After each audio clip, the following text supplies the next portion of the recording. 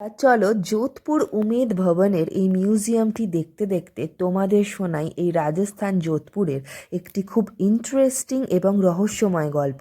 এবং যদি এই গল্পটা শুনতে চাও তাহলে কিন্তু শেষ পর্যন্ত আমার সাথে তোমাদের থাকতে হবে। মহারাজা হনবন্ত সিং ছিলেন যোধপুরের শেষ রাজা, যিনি 1923 সালে জন্মগ্রহণ করেন এবং 1947 সালে দেশ স্বাধীন হওয়ার পর সিংহাসনে বসেন। মহারাজা হনবন্ত সিংয়ের ছিল 3টি বিবাহ। প্রথম রানী মহারানী কৃষ্ণকুমারী, দ্বিতীয় বিবাহ করেন এক ইংরেজ নার্স স্যান্ড্রা ম্যাকব্রাইডের সাথে, কিন্তু খুব অল্প দিনেই তার সাথে ডিভোর্স হয়ে যায়। আর তৃতীয় বিবাহ করেন মুম্বাইয়ের মুসলিম অভিনেত্রী জুবেদা বেগমকে, যার অভিনয় জীবন তার বাবার অপছন্দতার কারণে বেশি দিন চলতে পারেনি। তার প্রথম জীবনে একটি বিবাহও হয়েছিল, কিন্তু ভারত পাকিস্তান বিভাজনের সময় তার স্বামীর সাথে তার বিচ্ছেদ ঘটে এবং তার প্রথম সন্তান ছিলেন খালিদ মোহাম্মদ, যিনি মূলত তার মায়ের জীবন নিয়ে 2001 সালে নির্মিত যে জুবেদা মুভিটি তার গল্প লিখেছিলেন এবং তিনি ছিলেন এক সাংবাদিক।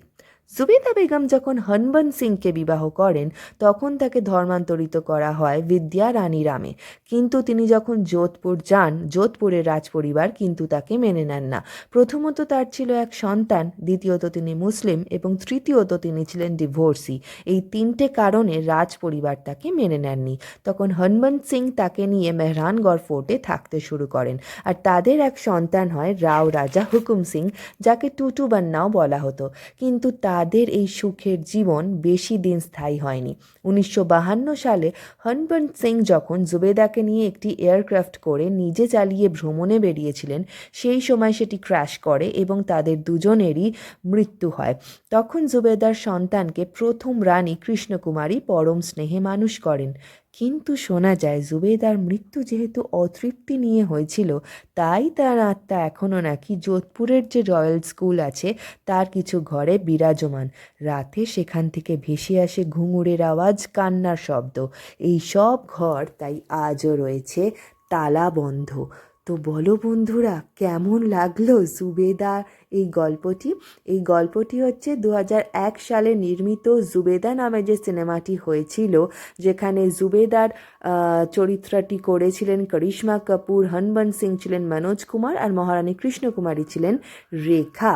তো সেই গল্পটি আজ তোমাদের সাথে শেয়ার করলাম, যেটি এই যোধপুরের উমেদ ভবনের পটভূমিতে আমার বেশ গুরুত্বপূর্ণ মনে হলো। যখন আমরা কোনো সিনেমার গল্পর সাথে কোনো ঐতিহাসিক জায়গার এইভাবে মেলবন্ধন ঘটাতে পারি, আমার কিন্তু সেগুলো খুব ইন্টারেস্টিং লাগে। আর এটি ছিল যোধপুরের সেই ভিনটেজ গাড়িগুলি রাজপরিবারের। আসছি নেক্সট ব্লগ নিয়ে। বাই বাই, সাথে থেকে